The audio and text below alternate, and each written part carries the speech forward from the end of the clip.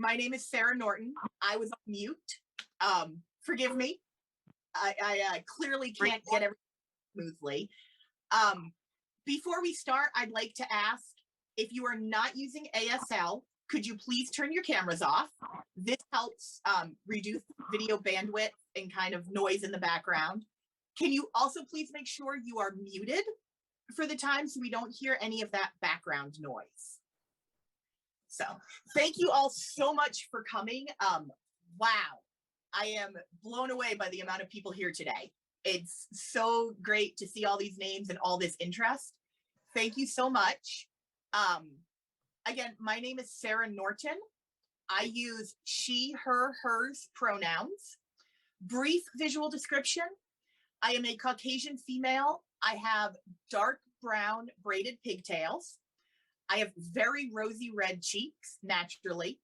I'm wearing black squared framed glasses and a blue and maroon striped mock turtleneck. I am the current chair of the Disability Inclusion Network Business Resource Group, and that is who's sponsoring this event today.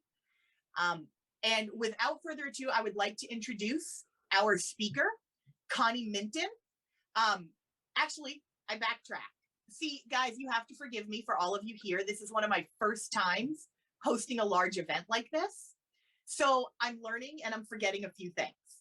So forgive me. Before I turn it over to Connie, sorry about that, Connie, I'd like to give a few reminders about the chat room usage. We have a lot of people here. A lot of people use different technologies to attend this event. So if we could use the chat room to the main chat room to keep it to only asking questions of the presenter, or if there's an issue, such as I can't see the screen anymore, or I lost the interpreter, things like that. That way we're reducing the chatter, we're allowing people to focus. We also will make sure that any question posed to Connie is read out loud before it's answered. So anyone using a screen reader does not have to try to keep up with the chat room and listen to the presentation. As we go through the presentation, if you have a question, if you're able, please either use the raise hand feature or ask it in the chat room. We will make sure it gets answered.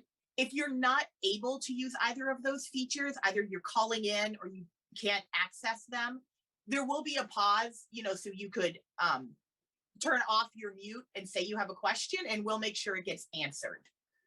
I think, oh, and we do have closed captioning on at the bottom of your screen where it says live transcript.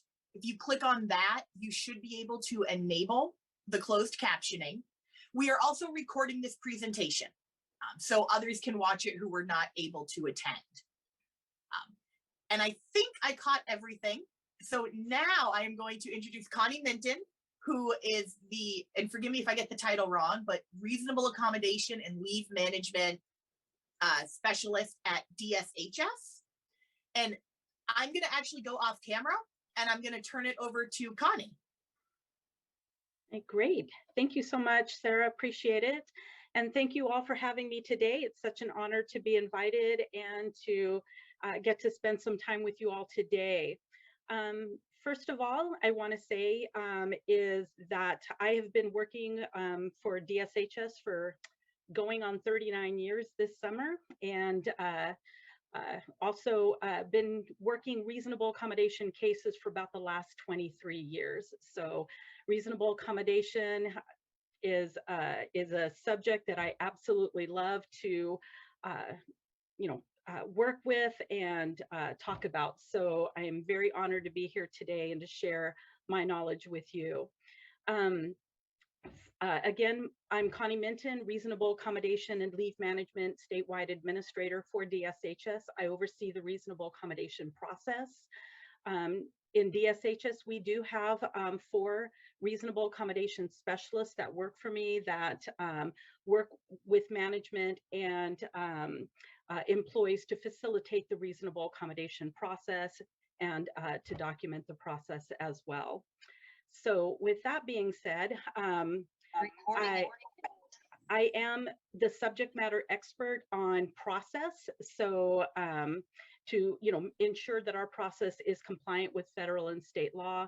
But also too, I do want to state that I am not an attorney, so this is not legal advice. So if you're ever looking for legal advice, again, you want to talk to, employment attorney or with our AAG's office. So I'm going to go ahead and share my screen with you on the presentation that I'm going to be sharing with you today. All right. So the workshop objectives that we're going to be covering today are, we're going to be talking about the differences between the Americans with Disabilities Act, which is our federal law, as well as our Washington state law against discrimination, obviously our state law. We're going to be talking about what triggers an employer's obligation to address reasonable accommodation. I do training around the state. I do specific training for managers and supervisors, and I also do specific training for employees. My PowerPoint presentation is the same that I use for management and employees. The only thing different is the conversation, where management is more interested in what are my obligations, what am I on notice, what can I ask, what information can I ask of my employee, and what are my responsibilities really in this process. Where the employees' questions are much different. So years ago, many years ago, when we first started doing reasonable accommodation training around DSHS, we had a mix of management and employees in the room. And what I was finding is that employees felt uncomfortable about asking specific questions about reasonable accommodations and specific about what an employee's rights and responsibilities are when the management was present in the room. And so I separated those two trainings out, where I do specific training again for employees and specific training for management. Same information, same materials are covered, just the conversation is different. So based on that, and based on my conversation with Sarah, I am going to be presenting more on the side of as if I was doing the employee training. So, but I will be covering information as far as what the employer's responsibilities are in this process. Also, this isn't an essential functions training class. However, I am going to be talking about the importance of the job description in this process, because the job description defines what is required out of this out of this process, or out of the position. Leave. If leave is a form of accommodation, how is it managed? Leave is the most common form of accommodation that's requested, so we'll cover that briefly.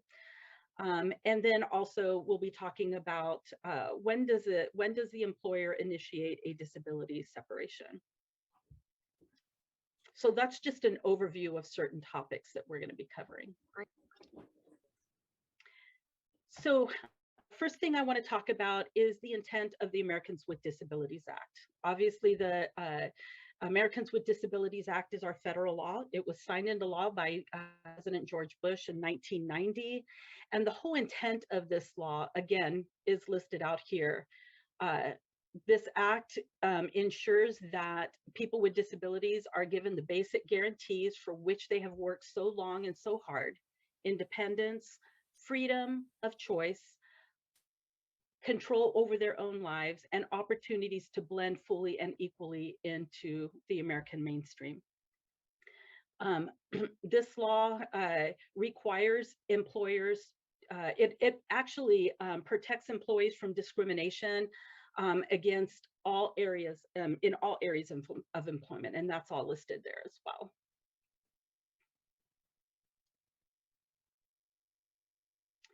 We also have our Washington state law against discrimination. And again, the intent of the Washington state law is to prevent discrimination. It protects employees, not just individuals with disabilities, but all protected classes. But for the intent of this training today, we're just going to be focusing on disability.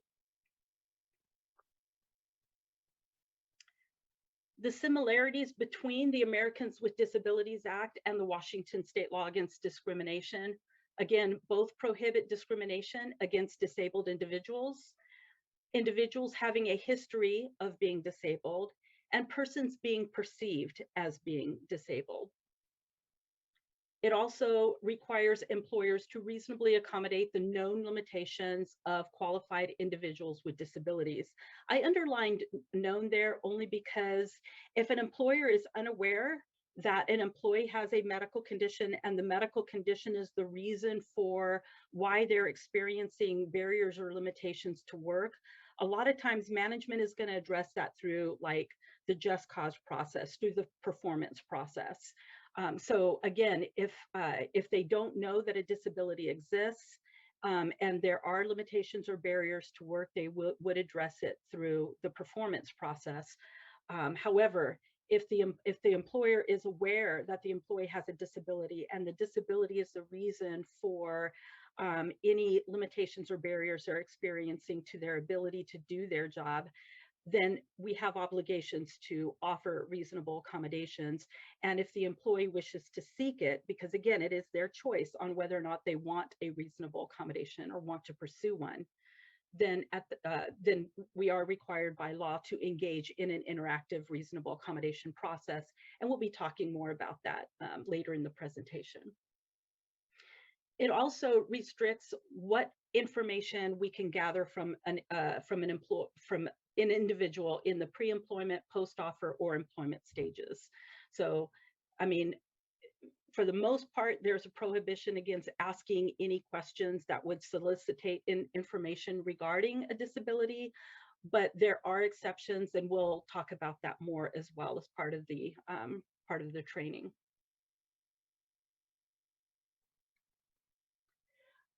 Definition of disability under the Americans with Disabilities Act is that the individual has to have a physical or mental impairment that substantially limits a major life activity. Some examples of major life activity are walking, seeing, hearing, breathing, caring for oneself. These are just examples of them. Again, this is not an exhaustive list. Having a record of such an impairment, being regarded as having an impairment, and persons who associate with disabled individuals. Again, those of you who follow case law on disability, which me and my staff do very closely, because I am always interested in seeing how courts are interpreting an employer's obligations in this process to ensure that we're remaining in compliance. Our process is still in compliance. So,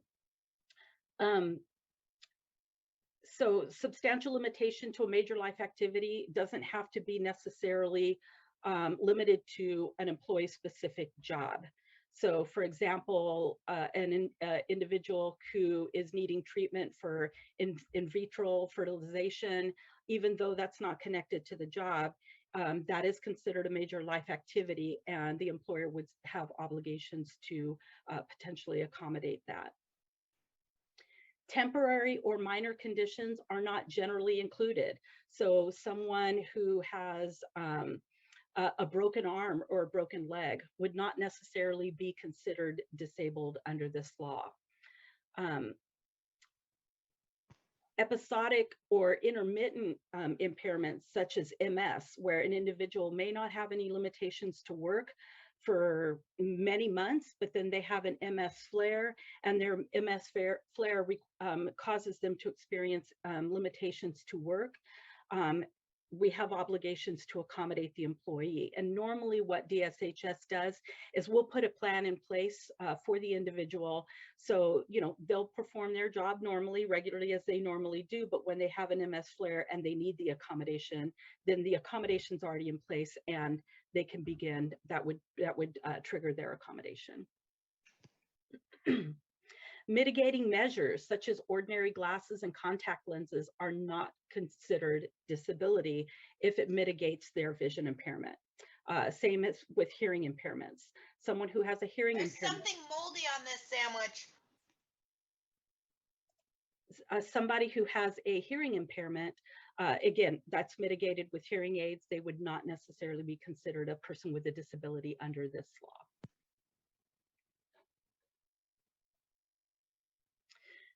I've included this slide because those of you who do follow case law, like me and my staff do,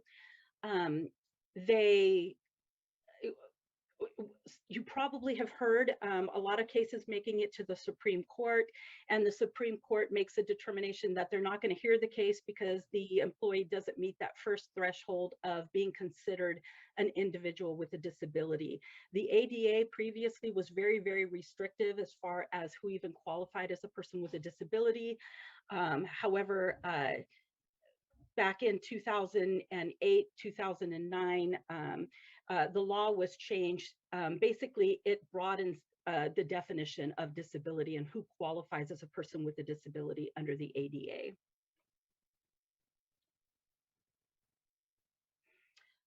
Definition of disability under the Washington state law is the individual has to have a mental, sensory, or physical impairment that is medically cognizable or diagnosable, exists as a record or history, and is perceived to exist whether or not it exists in fact. So if somebody is being treated differently based on a perception of a disability, even though they may not have a disability, they would be protected under this law. Washington state law, the definition of disability, along with California, we have the broadest definition of disability in the entire country. So it goes way beyond what the ADA requires or considers for individuals with disabilities. So a disability exists whether it's temporary or permanent. So if somebody has a broken arm or a broken leg and they have limitations to work, we do have obligations to consider accommodations for them during that temporary time period. Common or uncommon, we have no case law to base that on, so we're not quite sure. I've talked to the AG's office as far as what does that mean, and they're not sure either. That was our legislature had put that in the law, but we're not quite sure exactly what that means because, again, we have no case law to base it on. Mitigated or unmitigated. So if somebody has a vision impairment and their vision impairment is mitigated by glasses, they're still considered a person with a disability under Washington state law. Same with hearing aids. Even though hearing aids may mitigate the disability, they still are considered a person with disability. And again, it's not limited to, they're considered disabled whether or not it's related to the particular job or not.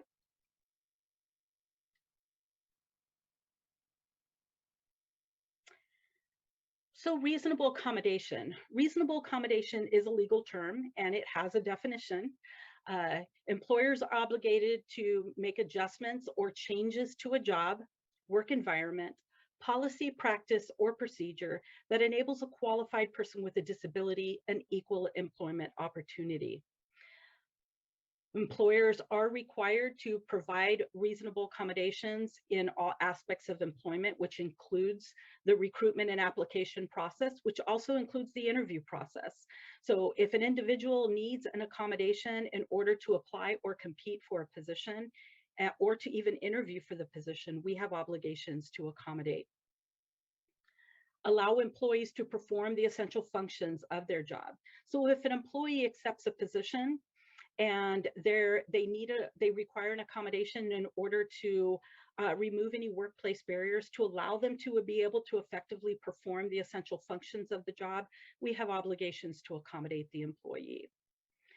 Again, an employer, in a lot of cases, employers are not going to be aware or know about a disability because there's a lot of hidden disabilities.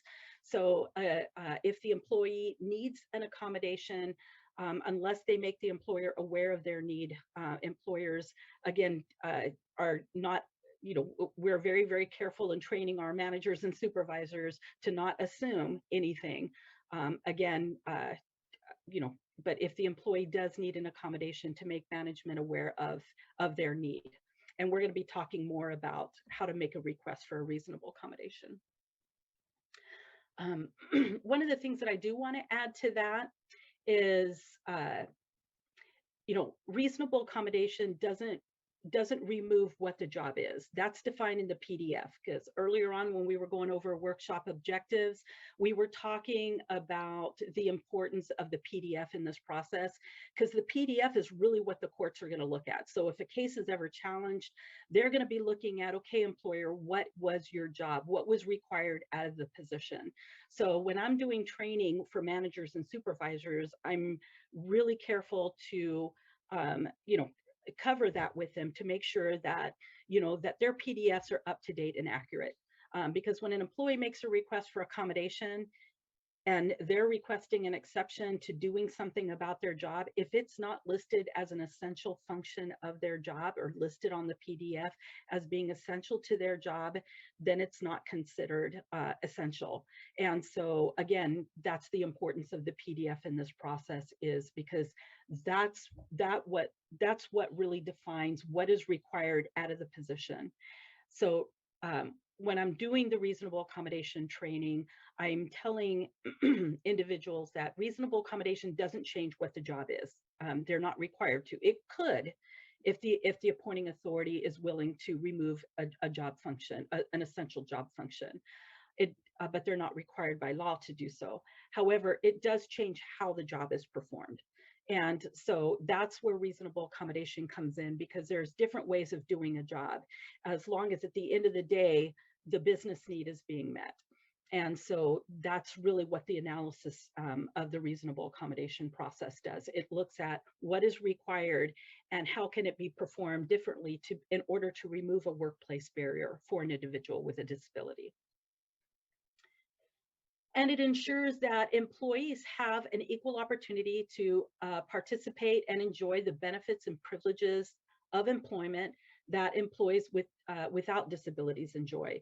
For example, telework. If the employer offers telework to their employees, then an employee with a disability should be able to have that same benefit and privilege of, they should not have to go through the RA process to get that benefit and privilege of employment. The other example I would give to that is if a supervisor would modify one employee's schedule so they could wait at the bus stop for, with their kids as a safety measure for their children, and somebody with a disability requires a schedule change due to their medical condition, we would not require the individual with a disability to jump through, through hoops, meaning the RA process, to get that benefit and privilege that others without disabilities are able to enjoy without having to go through a process. Are there any questions so far about anything that I've covered?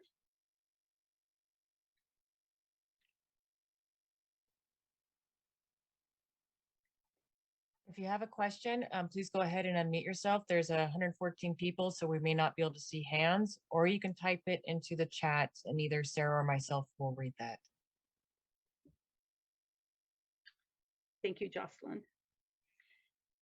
Okay, so requesting reasonable accommodation. So generally, management is on notice under the ADA. The employee specifically has to state, I have a medical condition and I need an adjustment or change at work. So they have to specifically notify management that because of my medical condition, I need an accommodation, I need a change at work. Under Washington state law, it's pretty broad. Management is on notice when they're aware that the employee has a medical condition that may require a change at work, that may require a change. That triggers their obligation to at least start a conversation with the employee, right? And just say, hey, I'm aware of this. I'm aware that, you have this condition. I'm aware that there's this barrier to work. How can I help you? When we do reasonable accommodation training, those of you who have taken reasonable accommodation for under DSHS, we always tell management, keep the conversation safe, right? Don't ask, what is your disability? Don't ask for, are you getting treatment? What medications are you on? Keep the conversation safe. How can I help you? Because that's always the goal. How can I help you? If that's something that a management is able to accommodate based on the employee saying, hey, I need this adjustment or change, we strongly encourage management. We say, don't call us. Our caseloads are high. Don't call us. You don't need my permission to tell your employee, yes, we're going to meet your need. You know, just meet their need, and document it back to them. You know, that, you know, hey, we met your need. We were, you know, during our conversation, you brought this up, and this is what we agreed to provide. You know, we don't have to request medical. We don't have to go through a formal process. So again, but if it requires a purchase or something like that, management usually will sometimes want it to go through the RA process. But again, they're on notice to at least start that conversation with the employee. How can I help you? Is there something that you need? And have that conversation.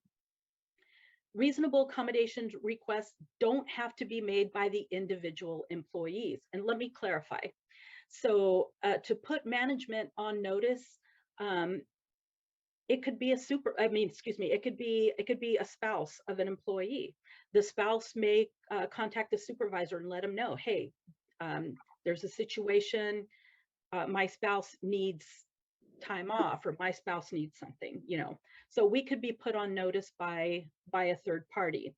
It could be a coworker. It could be the union. A lot of times I'll get emails or contact from union representatives, you know, letting me know that their member, you know, is wanting to pursue the process, and then we work with the employee to initiate that process. So my only advice is that, you know, to management is that when we do get put on notice by third party, that they tread very lightly on that, and that they go to the individual employee and and let the employee know in a private conversation, you know, hey, I became aware of this. How can I help you? Keep that conversation safe. You know, I was notified about this. Do you need a reasonable accommodation? We'll be happy to go through the process with you. How can I help you? The request does not need to include medical or legal terms. So the employee doesn't have to say, I have cancer, I have, you know, a bipolar disorder, I have, ADHD. The employee does not have to provide medical, they don't have to use medical terms, and they don't have to use legal terms. They don't have to say, I am requesting a reasonable accommodation. Reasonable accommodation, again, is a legal term, and a lot of employees are not even aware of what reasonable accommodation is, or aware that they have a right to reasonable accommodation. Again, management is on notice when they become aware that there's a medical condition that limits work. And requests, we cannot require requests to be in writing. Now, DSHS's process, we do ask for it in writing. However, you know, we can't require it to be in writing, meaning that employee has to go, you know, has to submit, you know, everything in writing. We do send information to the employee, a reasonable accommodation request form, which has 2 questions. What are your barriers or limitations to work, and what accommodations do you need that would remove those workplace barriers? So those are the 2 questions that we ask employees in the reasonable accommodation form. However, if the employee doesn't complete it, we're still moving forward. One of the things that I do want to cover on this slide is that when an employee is making a request for reasonable accommodation, my advice to you is put it in writing. I like email because email has a date stamp and it's also discoverable, right? But either way, my advice would be that you put your request in writing. Because when I do training for managers and supervisors, keeping in mind that I represent DSHS, I represent the employer in this process, and I train managers and supervisors. If you're having a conversation with your employee about reasonable accommodation, if you're offering reasonable accommodation, or if you and your employee declines reasonable accommodation, document it. Document the fact that that you offered and they declined, or that they offered and you offered and they accepted. Because again, it's, you just want to make sure that there's clear communication and it's well documented that you met your responsibilities by offering reasonable accommodation. So when I do training for employees, my advice is that you document it. That way it doesn't, fall off the table. If management sets on it and doesn't do anything for like a couple of months or whatever, and then you come back and they're starting to address things, through the performance process, and you say, wait a minute, I requested an accommodation, but no one ever contacted me about my request. Again, that's the importance of putting your request in writing, because now you have objective information that I submitted. I put my employer on notice and they did not respond to me. So my advice would be, again, that you put your request in writing. And again, you don't have to use medical or legal terms. All you need to say is, I'm requesting a change at work due to my medical condition. Right there, that's enough to trigger our obligations and responsibilities. Any questions about this slide? Hi, Connie, this is Jocelyn. I have a question. When Sure. you make a request, how long do you have to get that process going? So, so are you talking about me or supervisors? Because So if I were to come to you and say, I need a reasonable accommodation, and you take down that information, do you have 30 business days, 45 business days? Do you have up to 7 months to get that reasonable accommodation in place? Yeah, so so under, if you look at the law, there is no timeline in the law. The law just says, move forward as expeditiously as as quick as possible to get the accommodation addressed and in place. Under the Federation contract, there is, under the article, it does state that the employer will initiate the process within 30 days. So initiating that process, though, I mean, it's pretty vague language. Initiating that process could be submitting an intake to our office. So when we're doing training, and again, I don't know what other agencies are doing, but I know for DSHS, we do have an online intake form that the supervisor, management can complete, HR person can complete, the employee can complete. So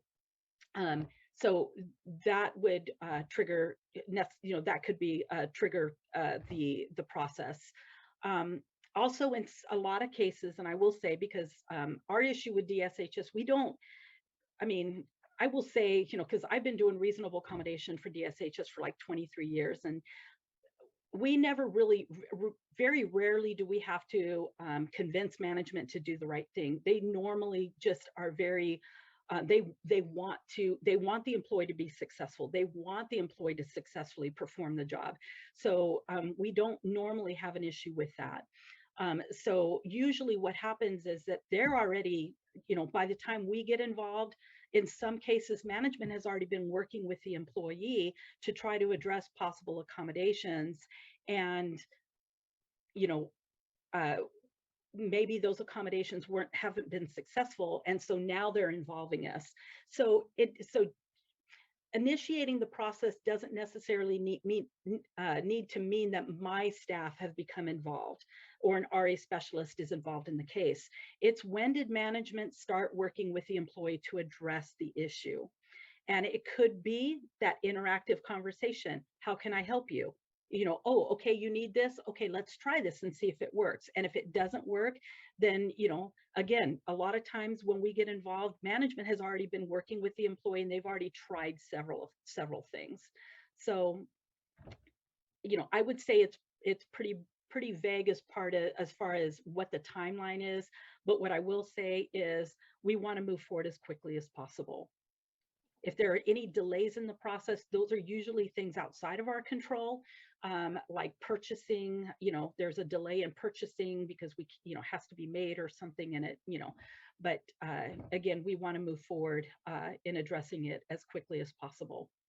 And then a follow-up question to that is just playing devil's advocate a little bit here. Absolutely. If those requests are not being followed through, even though that person has advocated on their behalf, what are the steps for somebody to be able to ensure that they have a reasonable accommodation met without fear of retaliation? So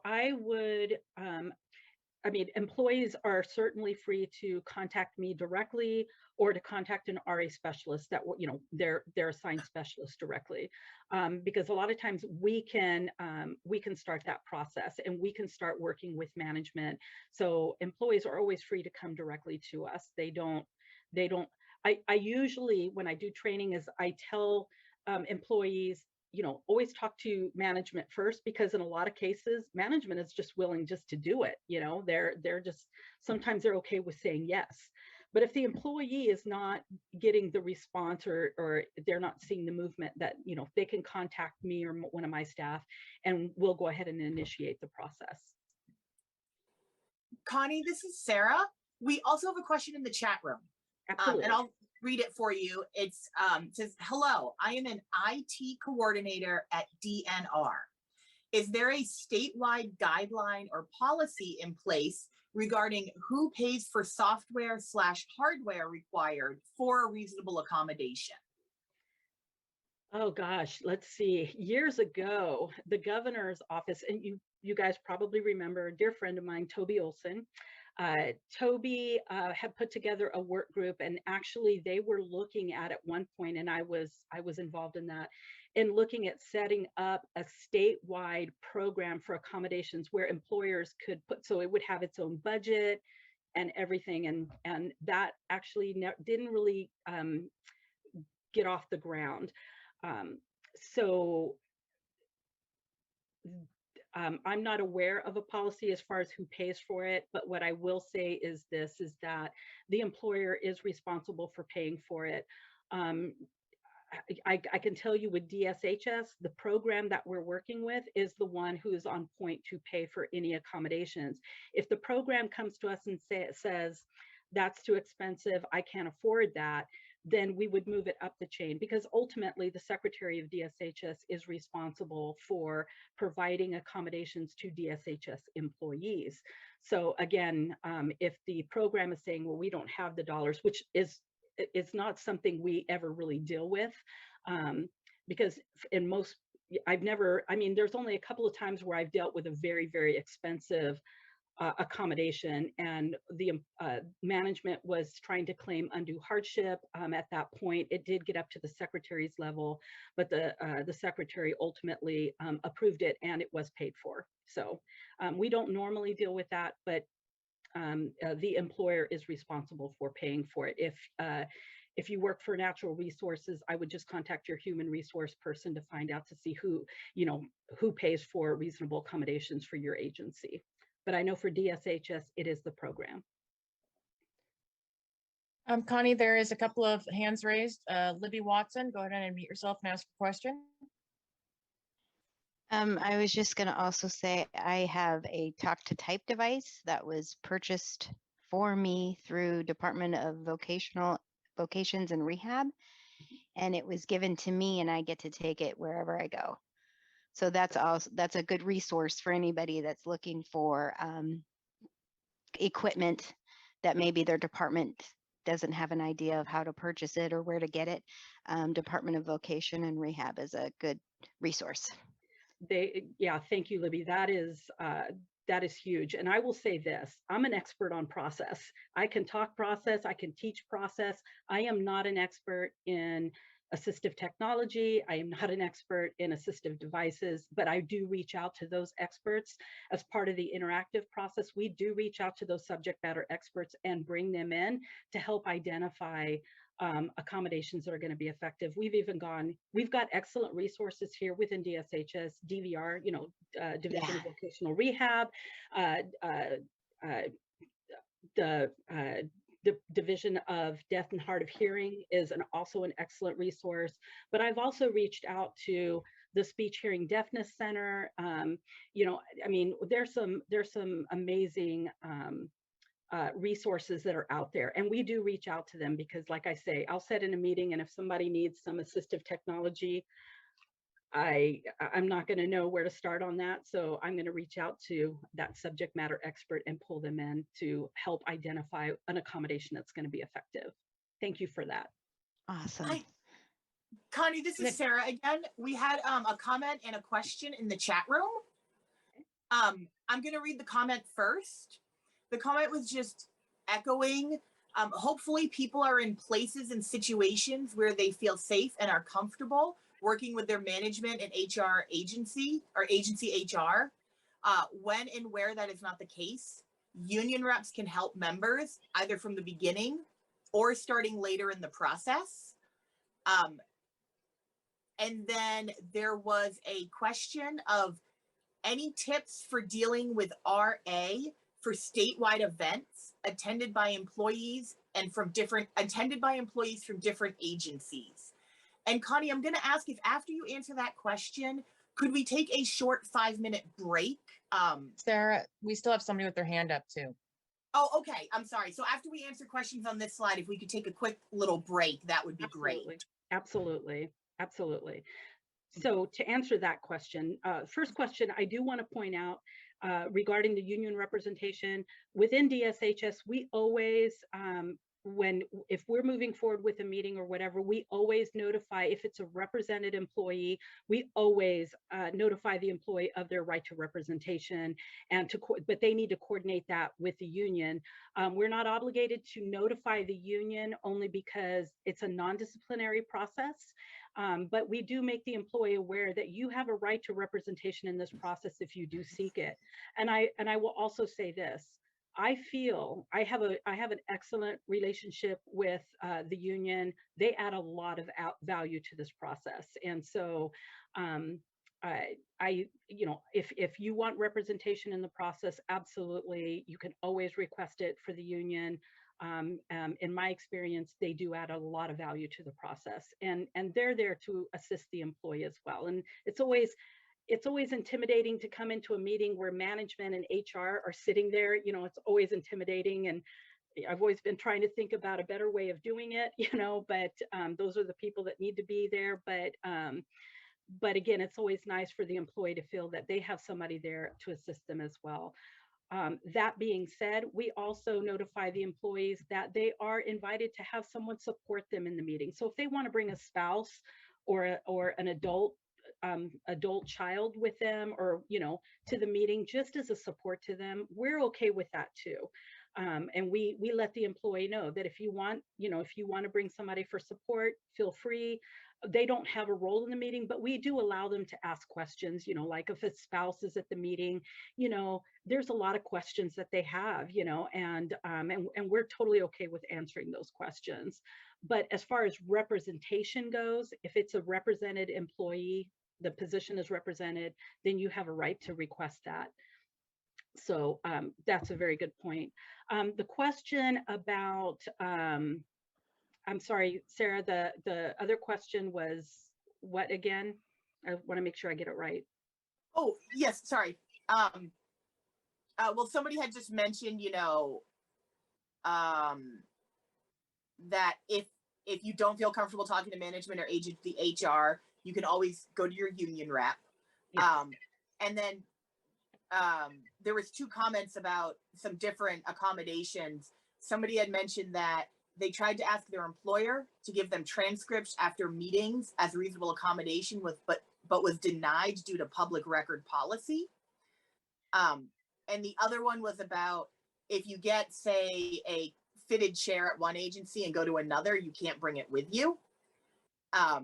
Because different agencies pay for the equipment. Yeah. And yeah. then Go ahead. Sorry, I believe we also have one hand raised as well. Okay. So I'll let you first. Go ahead and unmute yourself. Thank you, everybody. And I actually have a couple of comments about some of the stuff that we've been talking about. So earlier in the chat, I put the OFM page that talks about the process of reasonable accommodations, and there is a Word document that talks about if cost is an issue for the accommodation, and I'll read this out loud. It says, when cost is a concern, an employer should explore whether funding is available from an outside source, such as a state rehabilitation agency. And by that, it's not only the agency that was briefly mentioned before, but there are other agencies that could indeed help Washington state employees. For example, I work for the Department of Services for the Blind, and if a Washington state employee qualifies for programs, they can participate in our programs as a participant / client. And, you know, I am not in that side of things, but we do have procedures to help people do that. So it's not only cost. I mean, we all know the reality, but in effect, cost should never be the barrier for not having an accommodation. So there are other ways of exploring funding, including outside sources, national organizations, support organizations, and of course, Washington state agencies that work on rehab and retraining of people. So those resources exist, but the most important thing to know is that it should be the HR folks at each agency who are processing these reasonable accommodations who need to reach out, but sometimes they're not aware of this. So as an employee requesting that reasonable accommodation, you might benefit by telling your representative, well, I heard we could also look at these things, because unfortunately, you have to do some self-advocacy. And my other two comments had to do with two other things that were in the chat. Tammy had asked about statewide meetings or events, and there is a lot of conversation about who pays for those reasonable accommodations. For example, if you have a meeting where it's a virtual meeting where you'll need ASL interpreters like we have today, then who pays for that interpreter? So Tammy, to answer your question, that is a statewide conversation about cost.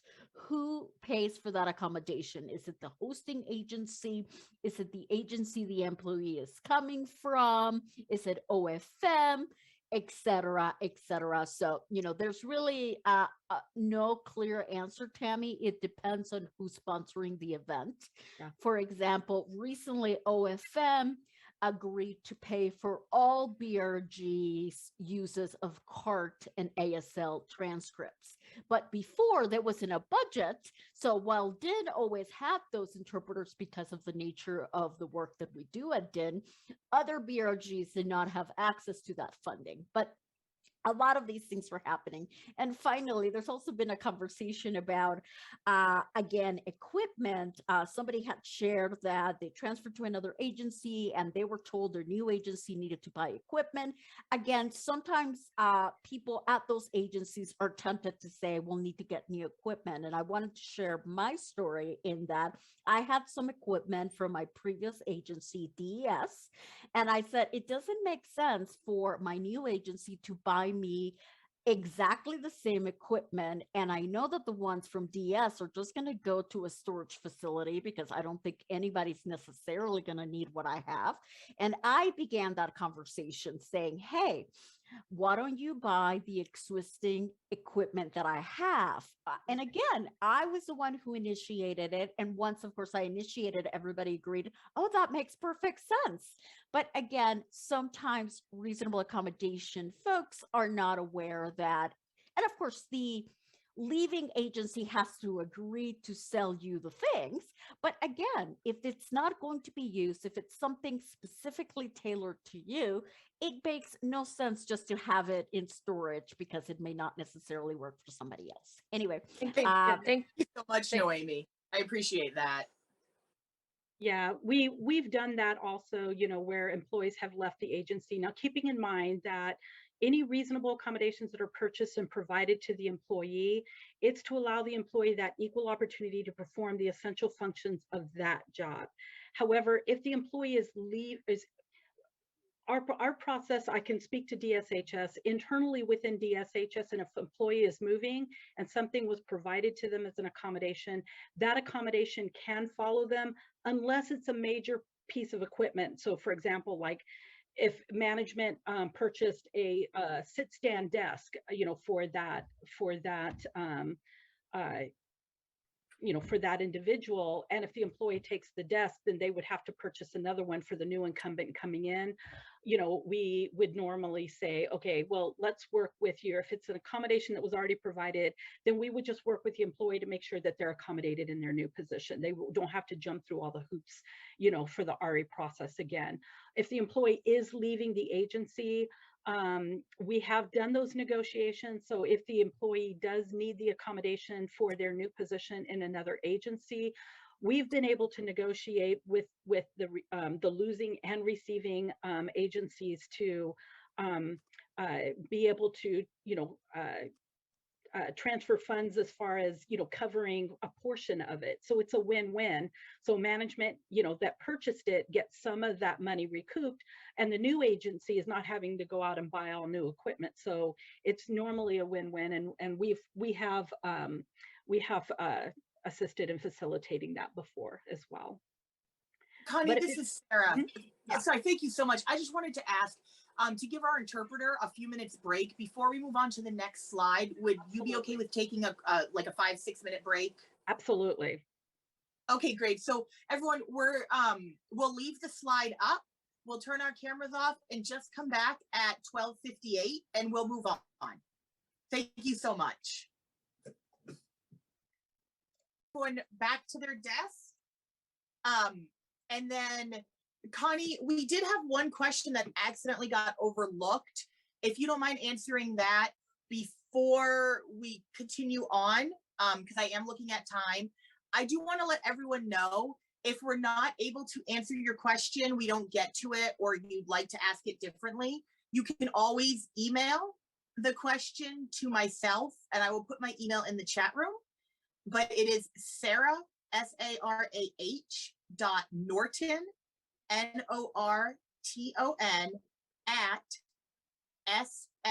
@ssa.gov. So if your question doesn't get answered, or there's not time to ask it, you can always send it to me, and we will make sure that it gets to Connie with a follow-up answer. But Connie, the question that got kind of overlooked on accident. Any tips for handling reasonable accommodations for statewide events where the accommodation is shared by employees from different agencies?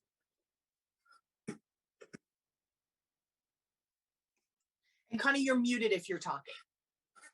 Yeah, sorry about that. I just realized that. So if you, because I was telling Sarah, I used to plan statewide events for DSHS many, many years ago. And there was like 2,000 or more attendees, these statewide conferences. My advice would be, if you're, whoever the hosting agency is that if you are inviting others to attend, obviously you want to make people aware of their right to request a reasonable accommodation, and then assigning a point person to address that. I was on point to address reasonable accommodations for those statewide, as part of my responsibilities. So I assisted in that as well. So I'm not sure if you're looking at anything specific, but yeah, I would assign someone specifically to address, who has a knowledge about what the requirements are, and to assist with that process.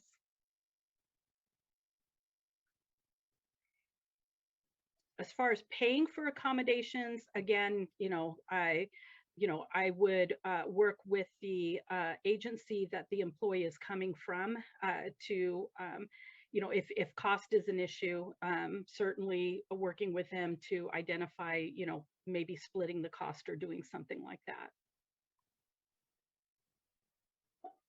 I hope that answered your question. Okay. Awesome. Thank you so much, Connie, for addressing all those questions. It's greatly appreciated. Absolutely. Okay. So this is just a slide that I added for, when I'm doing training. So management has an understanding of when am I on notice. So I just added some phrases on here so they have an understanding as, again, not using medical or legal terms. I'm having trouble reading my computer screen.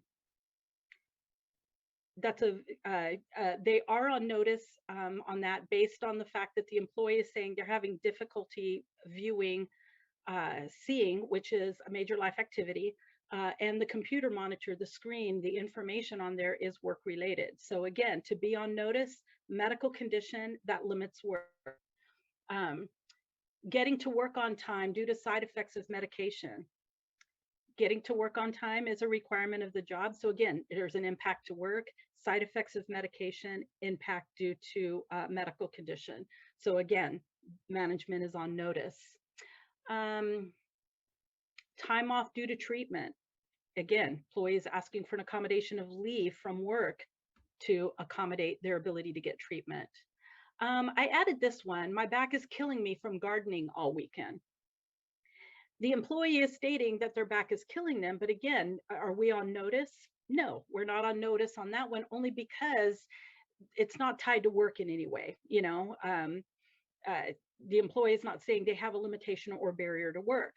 However, I tell managers and supervisors, but that doesn't stop you from having that private conversation with the employee, again, keeping that conversation safe, just saying, hey, this morning you were telling me your back is killing me. Do you need anything from me? Is there anything that I can do to assist you? Keep that conversation safe, So again, even though I tell managers and supervisors, even though you may not feel that you have all the information to be technically on notice, that doesn't prohibit you from having a conversation with your employee and getting that clarification. Did you need something from me? Is there something I can do to help? And what would that be? So again, keeping that conversation safe. If the employee is requesting an accommodation, a change at work, and that's something you're easily able to do, and you would do it for a similarly situated employee without a disability, then just do it. If it's something that you would need to go through a process, then obviously you can always let the employee know. I'll go ahead and contact HR, RA specialist. We will get the process started to address your needs. Because again, keeping in mind, my staff is only here to assist if needed. But I tell managers and supervisors, if you're willing to say yes, then do it. You don't need to contact me, nor do you need my approval to say yes to your employee. Just don't say no. Because I tell them, I say, just don't say no. If before you say no, you enter an intake, you get us involved, because we need a defense for saying no. So there might be other forms of accommodation other than what the employee is asking for. So for example, if somebody's in a public facing position that sees clients in the CSO and they're requesting to telework full time due to their disability, even though there may not be an obligation to remove essential job functions and have the employee telework full time, that may not be the only accommodation, so instead of saying no, just say, let's go ahead and start the process, because again, there might be other forms of accommodations that the employee, that we could provide the employee that would assist them. So again, this slide was specific for, just ideas, and it just helps you understand what information employer needs to be on notice. So if the employee puts the employer on notice, then at that point, that engages our responsibility to start a conversation with the employee. Do you need a reasonable accommodation to perform your job? If it's something that needs to go through the RE process, me and my staff will get involved and we will initiate the process. I always tell management, go ahead and submit an intake, or you can get the link to we have an online intake form. So we tell management, you can either initiate it yourself, or you can give the link to the employee and they can initiate the process. Either way, we're fine, as long as it gets submitted and it gets submitted timely. Once we receive an intake, the first thing we're going to do is we're going to review the situation. The RA specialist is going to review. If the disability is obvious and the need for the accommodation is obvious, we're not going to seek medical. We're not going to ask the employee for medical. We're just going to schedule a meeting and start that interactive process. However, if the disability is not obvious, DSHS does require medical information, so we're going to review what we already have on hand, because the medical the employer has already provided is probably may be sufficient. So the RA specialist is going to review that. If the medical is not sufficient, or if we have no medical at all, then we're going to work with the employee to seek that. Now, DSHS, there's different ways of seeking the medical. I can tell you what DSHS does is what we do is we work through the employee, because the employee, and a lot of times, wants to have that conversation with their doctor, so the doctor understands what's going on, why they're requesting it. So we give the medical questionnaire to the employee, and we ask the employee provide it back to us within this time frame. And if you need more time, just let the specialist know. Once my staff are involved, my staff facilitate the entire process from beginning to end. So, but decisions are made by the appointing authority. So the role of my staff is to facilitate the process, to ensure that DSHS's process is being followed, and that our obligations under federal and state law are being met. But final decision is made by the appointing authority. So we'll work with the employee to seek whatever medical, if it's needed. Once we have the medical information, and let me back up a minute. The role of the doctor in this process is the doctor is an expert on the medical condition. A lot of times what we get from doctors is, give my patient this, or allow my patient to do this. It doesn't explain anything about why the accommodation is needed. And the appointing and management needs that, and the RA specialist needs that in order to be able to identify possible effective accommodations. Because even though the employee and the doctor may be requesting one thing, if it's not possible in the job, then there might be other things that are possible. So it's really important that the medical information that we're seeking and we're getting back from the doctor really explains information about the limitations that the employee is experiencing due to their disability. That's important only because I can have 5 people with the same disability in front of me, and all 5 have different symptoms and different severity of symptoms. So again, the doctor's role is to really provide us that information about the employee's disability. And then once we have that information, we enter into an interactive process, which is usually in a meeting. If the appointing authority if we get the medical back and the appointing authority is willing to grant it, then we'll just document it in a meeting, in a letter to the employee. We'll do that on behalf of the appointing authority, just approving the accommodation and moving forward.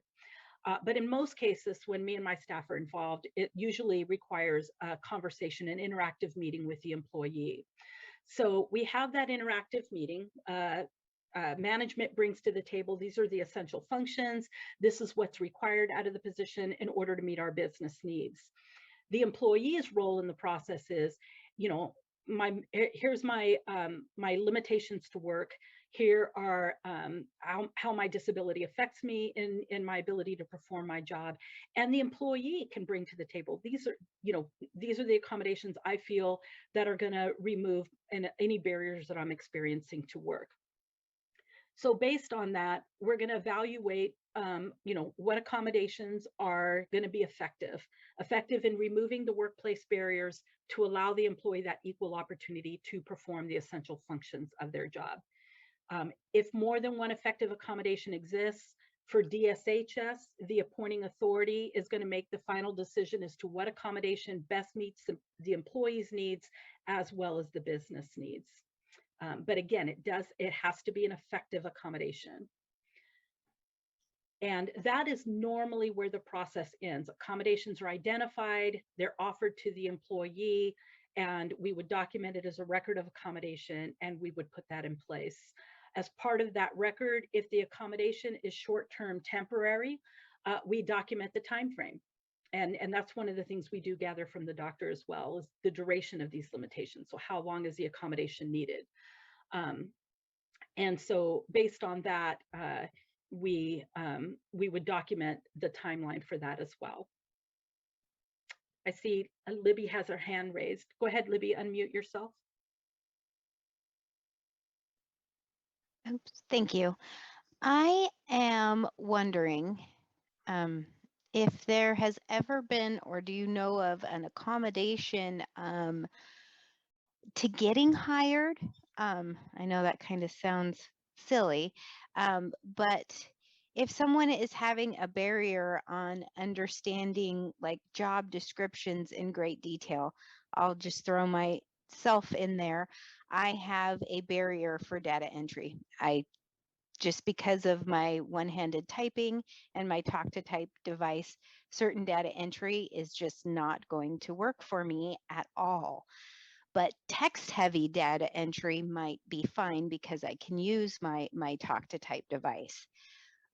My barriers can include identifying in a job description what type of data entry is going to be involved.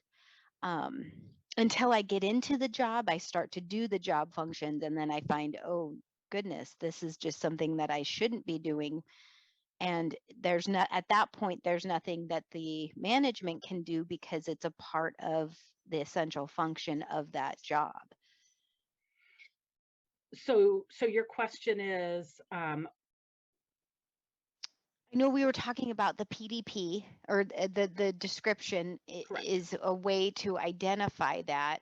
I'm wondering, because I've looked at a few of them and I haven't seen exactly what would like tip me off to say, hey, this is going to be a lot of data entry and this might not.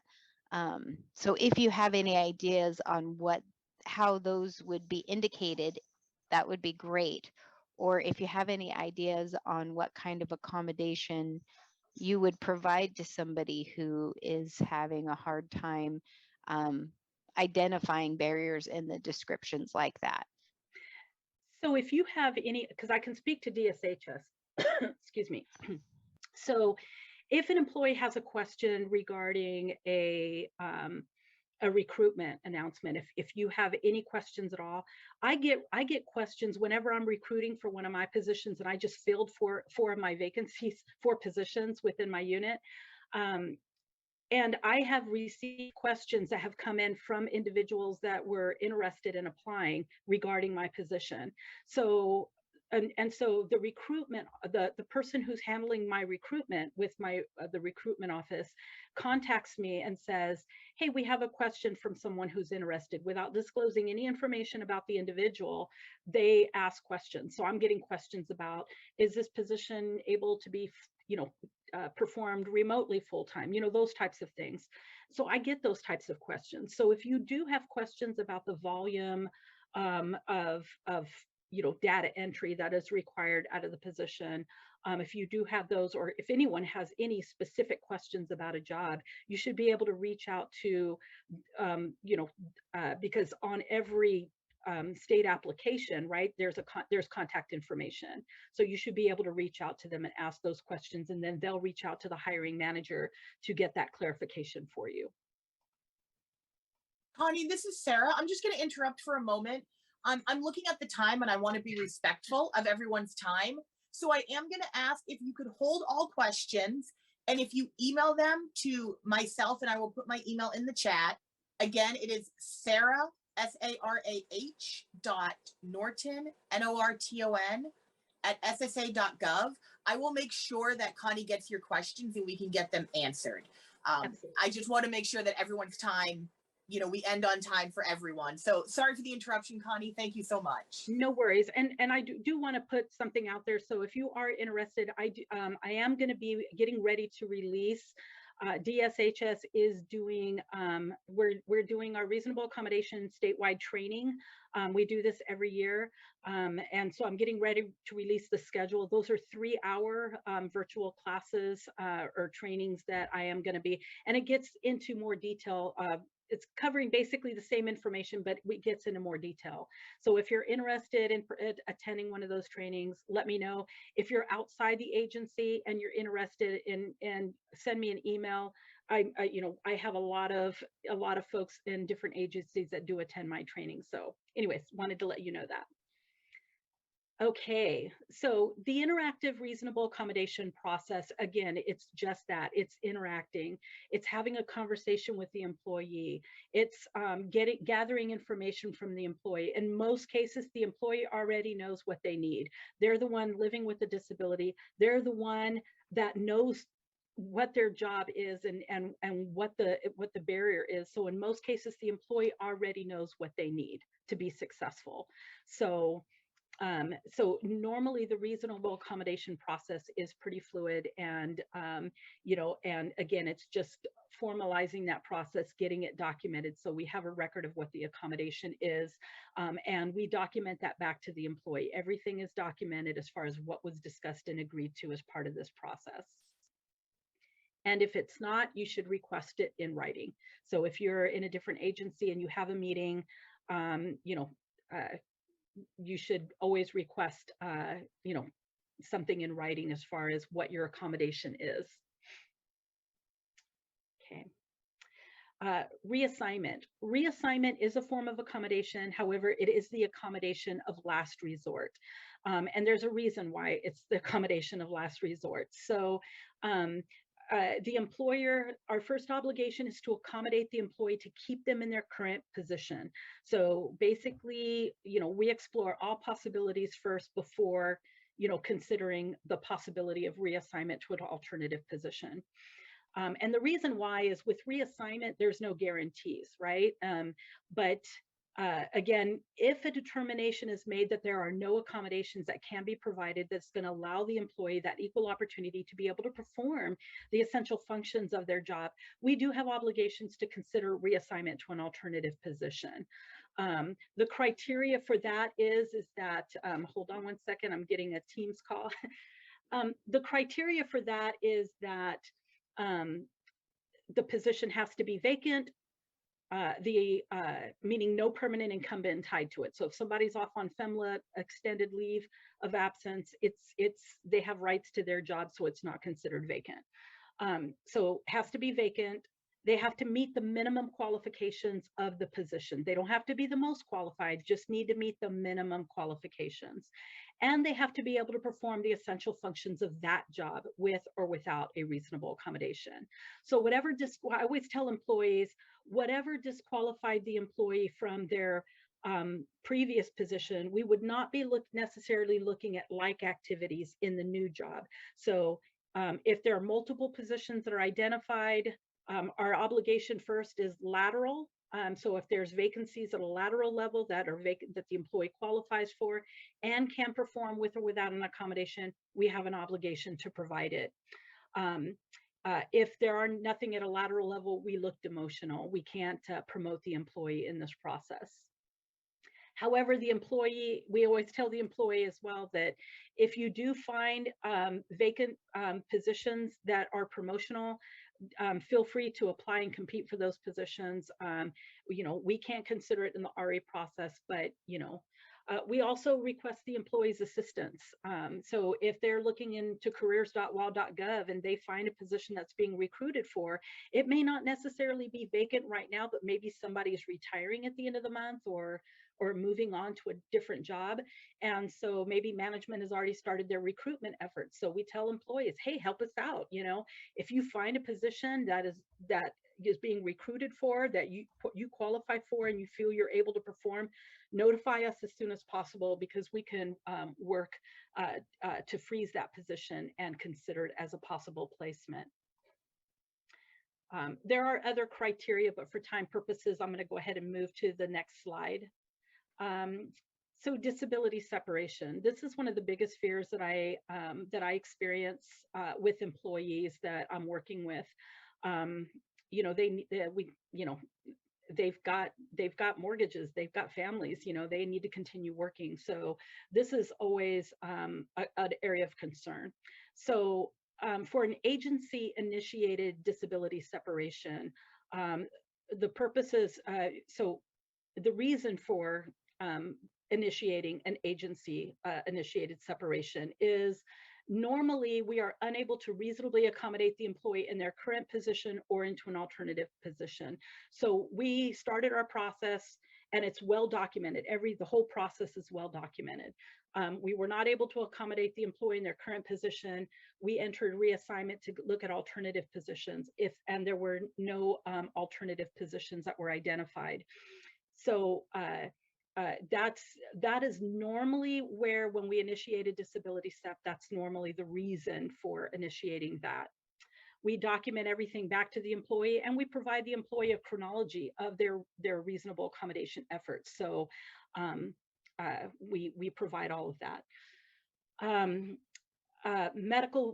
The other form of an agency initiated separation is the employee provided a medical statement stating that they are no longer able to work in any capacity. That's pretty rare that we get that, but occasionally we do. However, we just don't send the employee a letter saying, hey, you're being separated. We schedule a meeting with the employee so that they understand and they can ask questions, you know, and we can help them with that transition. My staff, and there's probably some on this meeting, this training today, but my staff know me very well. And I consistently tell them no employee is blindsided by this process. They know the disability SEP is coming. So we're in constant communication with the employee and communicating that information to them. Okay, all disability SEPs are reviewed by me. So if one of my staff is working a case and they are, the case is, you know, we've exhausted our process and the next step would be a disability separation. They are required to send the documentation and everything to me. I have access to all of their electronic files. I get in there and I review the case in detail to ensure we did everything that we could have done to keep that employee employed. If I have a question or concern, or if I feel that something was not done, we go back, we stop, you know, we won't pursue the disability SEP. We'll go back and dot that I or cross that T with the employee to make sure that we've absolutely done everything that we could do. If I feel that process was followed and we did everything that we were, you know, we needed to do, then at that point, I would approve it, send it back to the specialist, and then the specialist from there will send it to the appointing authority. The appointing authority would sign the letter and send the information to the employee, keeping in mind that the employee knows it's coming. Disability separations for voluntary. Voluntary disability SEP is when the employee asks for it, where the employee is stating, you know, I am requesting to be separated from my position with DSHS. You know, normally voluntary is effective immediately. However, a lot of times the employee will want to negotiate that exit date, and we work with them to negotiate that time. So we do require voluntary requests to be in writing, so it doesn't come back saying, no, that's not what I meant, you know, that it just clearly documents that the employee is asking that we take this action. As far as what an employer can ask, as far as medical documentation or sending employee out for an IME, like an independent medical exam. A general rule, employers may ask disability-related questions and even request medical examinations only if it's job-related and consistent with business necessity. That being said, I don't know of any positions within DSHS that we would require this as a condition of employment. However, if the employee is requesting an accommodation to work, then that is an exception. We would move forward in addressing accommodations with the employee, but working through them on that process. Police officers, you know, those safety personnel, they may require, you know, medical examinations, you know, you know, medical clearances and those types of things. But, you know, again, it has to be job related and consistent with business necessity. There's a general prohibition, and we train our managers and supervisors. Like I said, I'm getting ready to launch our new training, our reasonable accommodation training for managers and supervisors and employees this year. We specifically tell managers and supervisors, don't ask your employee for medical, you know, go through HR, let us, you know, work, you know, let us work that process if it's needed. So, but again, you know, that's that case by case analysis if on whether or not it's needed. Independent medical exams. We don't do a lot of independent medical exams here at DSHS. We normally work through the employee and their doctor. The only time that we ever need to go out for an IME is usually if the medical information is insufficient. So we're working with the employee and working with the doctor, and the doctor is just not answering our questions.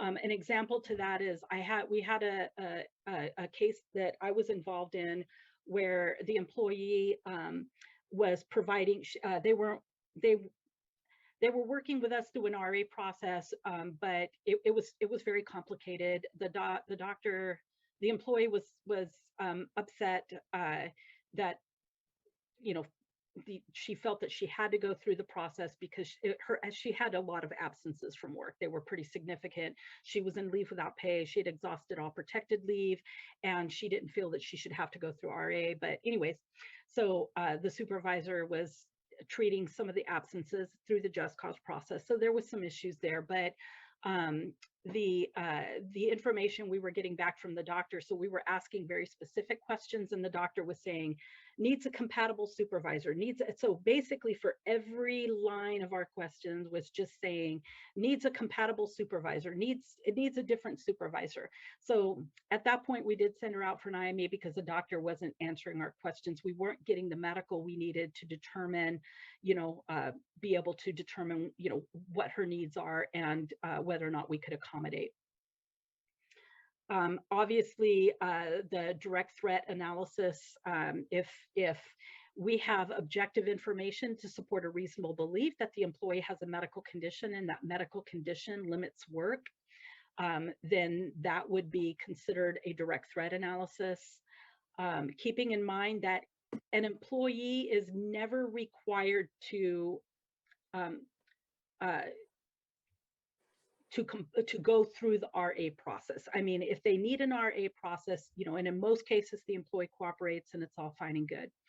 But if the employee fails to cooperate, or if the employee declines reasonable accommodation, you know, that would stop the process at that point, and the employee would be, you know, expected to perform the job without reasonable accommodation. It's the employee's right to say no, thank you. For an IME, if we ask the employee to participate in an IME as part of their reasonable accommodation, and they say, no, I'm not going to go to your doctor, I'm not going to go, then again, it's their right. They have the right to say no, and we would close their case out, and they would be expected to perform the job without reasonable accommodation. However, direct threat is a little different. If we always try to work with the employee and their specialist doing the direct threat analysis. However, if the employee doesn't want to work with us with their doctor, then we ask them to participate in an IME. If the employee is refusing to go out for an IME based on a direct threat analysis, DSHS is going to take the position that the threat exists. You know, again, it's that case by case analysis. So we're gonna work with the employee, but in some cases, we're gonna assume that the threat exists, and it could potentially take the employee out of their position. So, because the employee didn't work with us to get the information we need to determine that. Connie, this is Sarah. I'm just going to interrupt real quick. You bet. Are at 1:30, so I just want to let everyone know, if you have the time and can stay for the last couple slides, please do. We are recording this event. Once it is edited up and made ready, we will send out information via the DIN Gov delivery on how to access the event. Sorry, Connie, I just wanted to let people know, and then you also know the time. So if you want to either skip any slides or just skim over them, you're absolutely able to. Absolutely. Thank you. Okay, so confidential information. Anything related to an employee's disability and reasonable accommodation is considered confidential medical information. And that includes, medical statements from doctors, any information volunteered by the employee via email, via that the employee just verbally discloses to their supervisor. Again, all of the information is confidential. We train our managers and supervisors to maintain confidentiality and only release it on an as need to know basis. So coworkers, there's not a need to know, but maybe management up the chain may need to know based on who's been delegated authority to make decisions. So again, for DSHS, the appointing authority or designee is responsible for working with RA specialists to seek any medical information from a medical provider. And again, we work through the employee. Unless it's an IME, and an IME, we work directly with the IME organization. Maintaining medical information in a secure manner apart from personnel and supervisory files. So we train our managers and supervisors. No medical information in that you don't keep any medical. So if your employee hands you a medical statement, you can accept it because you didn't ask for it. They shouldn't have asked for it. But if the employee says, well, here's my medical statement, I need an accommodation, just let the employee know, I'm going to get this to HR as soon as possible, and they'll contact us and let us know what the next step is. So get that medical statement to HR, get it off your plate. Don't make a copy of it. Don't leave it sitting on your desk. And again, keep the information confidential, protect that. And disseminating that information on a need to know basis. So employees are always concerned about who has access to their medical information. So supervisors, we don't share medical with the supervisors. That being said, the employee in most cases has already self-disclosed, and the supervisor already knows everything that's going on with the employee. And that's the employee's right as far as whether or not who they want to tell. But the supervisor needs to protect that information. So if the employee self-discloses something, the supervisor is responsible for protecting that information and making sure that it's only released on an as need to know basis, like contacting HR and saying, hey, my employee told me this, or their appointing authority. Hey, my employee disclosed this to me. Again, that is a need to know. Connie, can I ask a quick question? You bet. So one of the problems that I have, and it's been miscommunicated many times, is that our employees, when they fill out that form for asking for a reasonable accommodation, our form has on it, must be signed by supervisor. So the assumption is that that form has to be signed by their supervisor. It also has name and phone number of their supervisor on a reasonable accommodation form. So if it is not required, it shouldn't be on there. It should be if desired or if you want it to be, but it says right on there that it's supposed to be on there. So we should not be having that form on our ESD forms for Employment Security Department if it is not required, because it makes the employee assume that that is mandatory and must be required to be put up the chain. Yeah, I know the manager that oversees reasonable accommodations for ESD. I would reach out to her. I have. Oh, okay.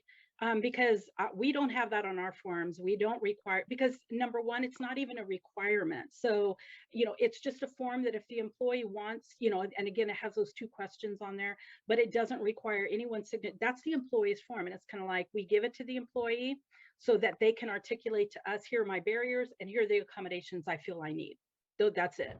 But it doesn't require any signature. So I would certainly, notify Felicia and just let her know that, that this is a concern because, the supervisor should not have access to, but I will say this, based on this slide right here, supervisors do have a right to know what are the restrictions to work, the duties and the provisions of the accommodation. I mean, they need to know what's going on. They're supervising the position. So if the employee is doing something different than everyone else, and again, and as part of the RA, they just need to know that.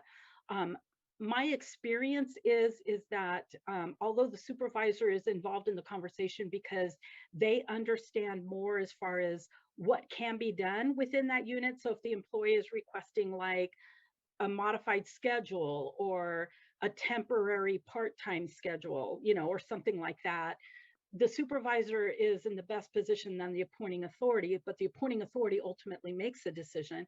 The supervisor is in the best position to know what would be the impacts. Is that something we would be able to do? Are you short-staffed? Are you know, how many people are available? So as part of that analysis, as far as what is possible, the supervisor is normally the one who has that, that information. But again, I agree with you on the RA forms. The supervisor should not be signing that. But again, I've not seen the form, so I don't know what information they're seeking or why it's needed. But I would have that conversation with her. And obviously, first aid is safety personnel for emergency treatment or evacuation. We do have employees in DSHS that have serious medical conditions that may require assistance. And so there is a plan that is worked out with them. We work with them to put that emergency plan in place, what that looks like, who do we contact, and it's put in writing. You know, again, so, and that's disseminated for only those who need to have that information. But again, we protect that information from anyone who doesn't have a need to know. And again, investigation. So if an employee ever challenges the process or challenges or files a lawsuit, normally the AG's office, they want all employment records, and reasonable accommodation is considered an employment record. So if an employee does file a lawsuit or something against DSHS, usually what we'll get is a discovery request.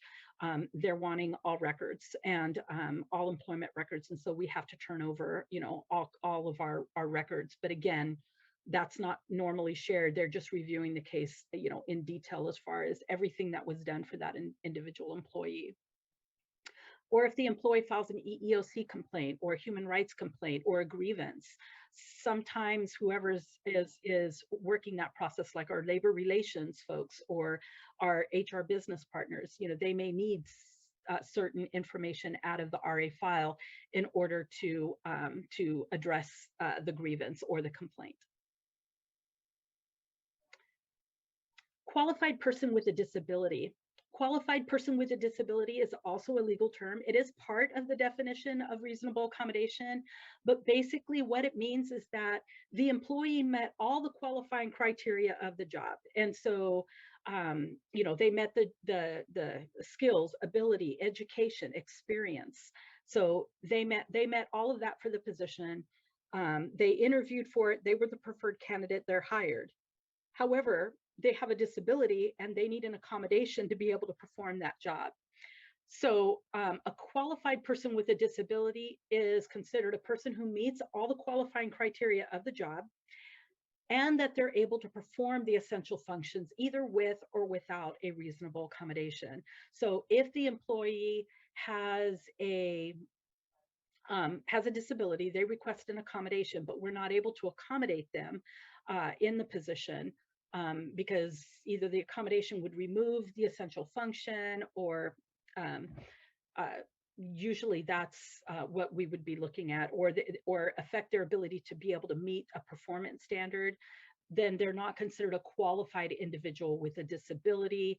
And then the case would move to the next step in the process, which would be, if they're able to continue working, which would be reassignment to an alternative position.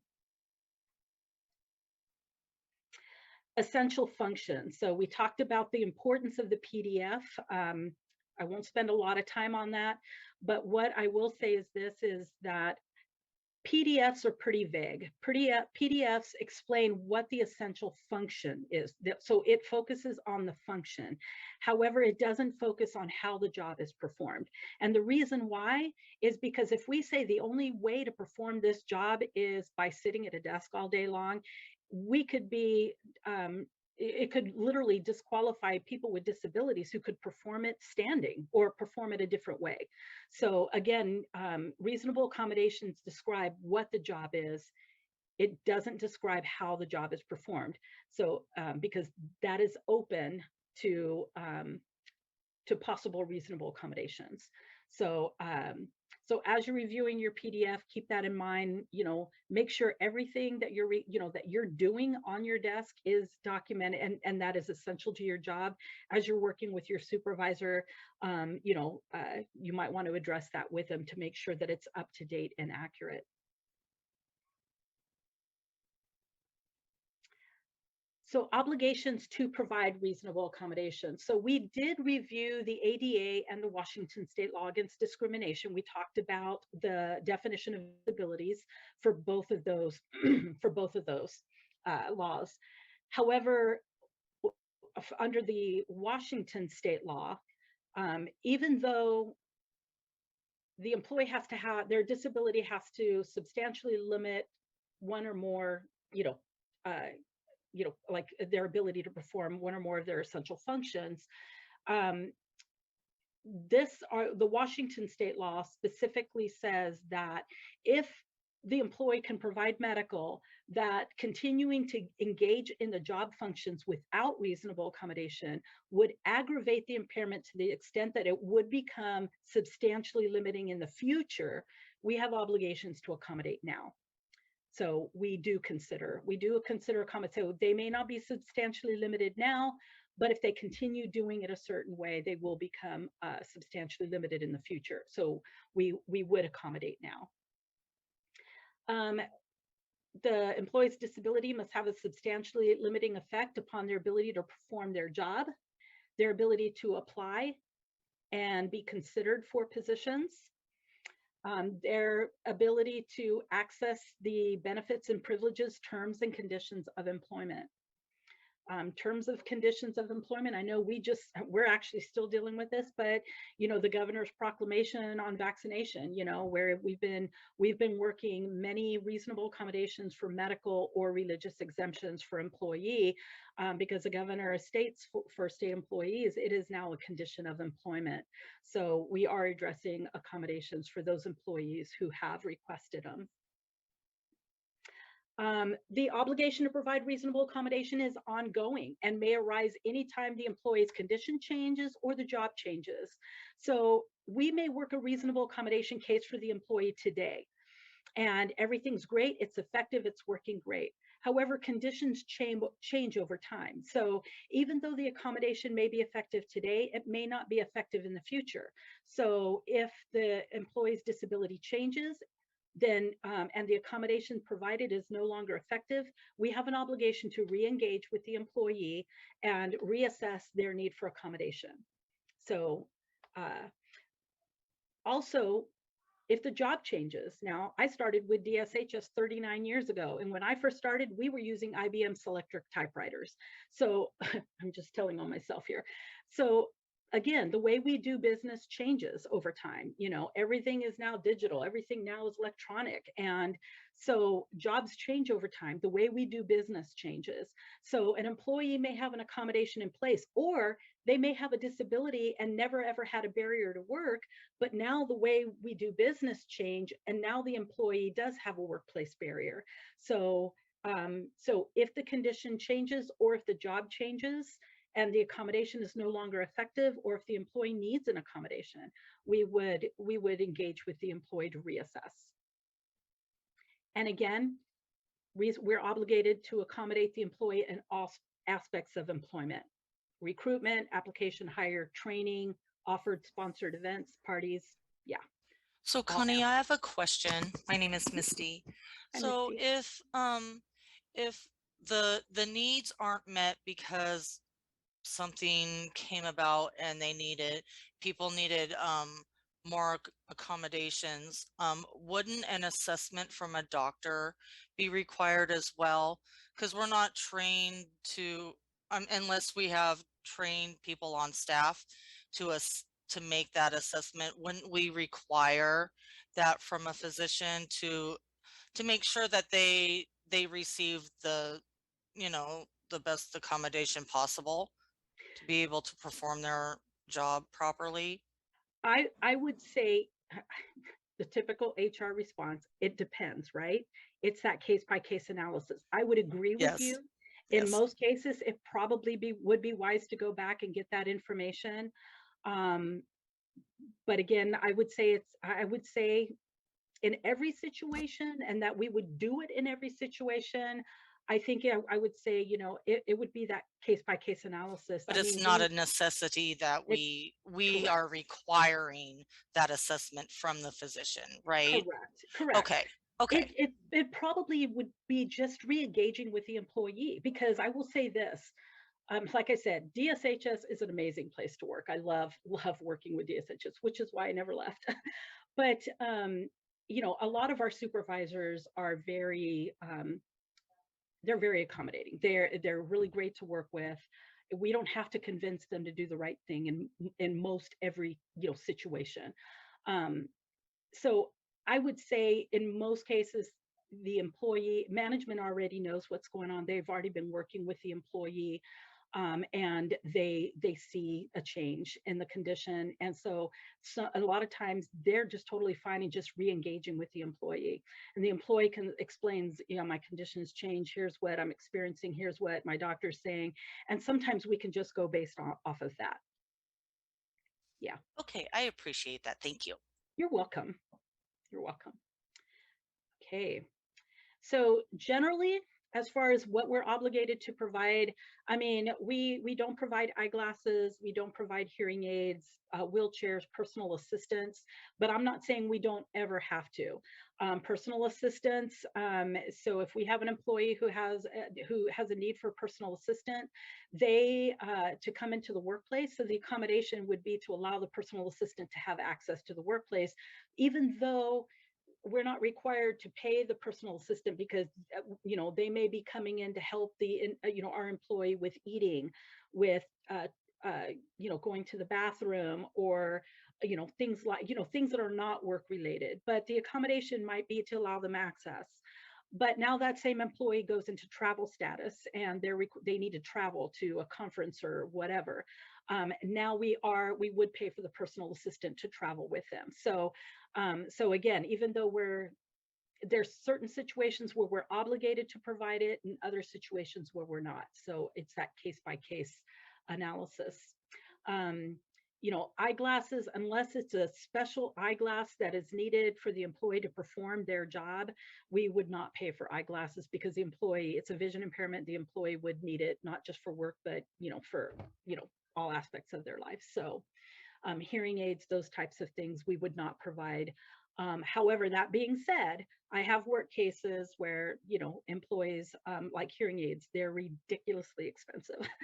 And we pull DVR in, and if the employee is a DVI client, you know, DVR will sometimes help, you know, with providing those types of services where the employer may not necessarily be obligated to provide. So we do work with the employee, and we do, you know, assist them and helping them be able to get those services that they're looking for. Types of accommodation, going to walk through these real quick. Job restructuring. So job restructuring really looks at when and how a job is performed. So so you may have somebody, for example, the employee may say, I have ADHD, and when I'm constantly interrupted by, because I have to answer the phone, you know, when it rings, and, you know, respond to that, and then come back and work on this report. And I'm making a lot of errors on the report because of I'm having to stop and stop, you know, start and stop a lot. We could look at, you know, again, it's that case by case analysis. We could look at, okay, so would it be possible for you to silence your phone so that you can work on your report interrupted? And then once you're done with that task, then come back, you know, listen to your voicemails and return calls at that point. So again, it's restructuring when and how work is performed. So that could be a form of accommodation. Leave is a form of accommodation. However, I will say this: reasonable accommodation does look at leave much differently than FEMLA or PFML. So when an employee is requesting leave, we always look at the entitlements that they have first, because if the employee qualifies for FEMLA, then we as an employer, we work with the employee, they have a right to FEMLA. So even if we could accommodate the employee to remove any barrier that they're having due to the FEMLA, we can't tell the employee, well, in lieu of granting you FEMLA, we're going to do this for you so you can continue working. We can't do that under FEMLA. Reasonable accommodation, you can. So it's that case by case analysis. Can we accommodate you to be able to continue performing your job versus taking leave? An example would be, we have a social worker who's required to go out and do assessment in our clients' homes. So maybe they broke their leg or something and they cannot go out and do home assessments. And they're requesting leave as a form of accommodation or something. Management could say, well, in lieu of granting leave, we could accommodate you by removing the need to do that, or the need to to travel, or whatever the essential function is. So again, the employer can, under reasonable accommodation, can deny leave if they can provide another accommodation that would remove the workplace barrier.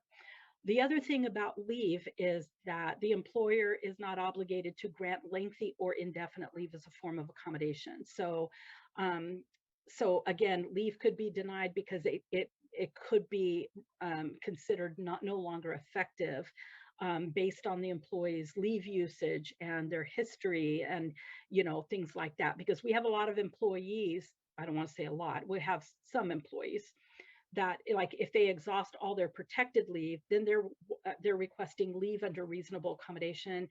Management is going to be looking at that assessment as far as how much leave is the employee needed due to that disability. Again, not looking at everything else that's gone on. If they needed time off for their kid or their parent, it had to be associated with that disability. And if it's considered lengthy or indefinite, the employer can deny it at that point. But again, it's that case by case analysis. But in most cases, leave is granted, and the doctor assists in identifying the timeline for leave. And so we work with the employee to put that time frame on there. And if anything changes with their condition and they end up needing more leave beyond what the doctor told us they needed, then at that point we would get updated medical from the doctor and do a reassessment at that point. Connie, this is Sarah. I'm sorry to interrupt. I'm just looking at the time, and I believe at like 2 o'clock the room is going to close. And I know you have one slide left, so I just wanted to give you a heads up. And thank you again for being able to stay late, and for everyone who's here, thank you for coming. Yeah, no worries, no worries. So as far as modified and part-time work schedules, modified work schedule is usually something the supervisor can grant, but if there's an impact to work, we do look at that as well. The employer is not obligated to turn a full-time position into a part-time to accommodate an employee, or to pay 2 employees to do 1 position because it's not budgeted for that. But they can do so if they choose. Usually for part-time schedules, we're looking at that gradual transition. So maybe the employee's been off on leave due to surgery and the doctor's releasing them to return to work, but doesn't feel that they're able to return full time, and is asking for that gradual transition. Those are the things that we normally work with for that.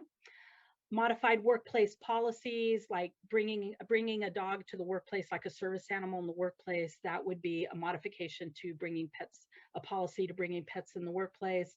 Driving their personal vehicle versus a motor pool car. These are the most common ones that we get. So again, we do work through those. We are required to make exceptions and modify to policy, practice, or procedures. So.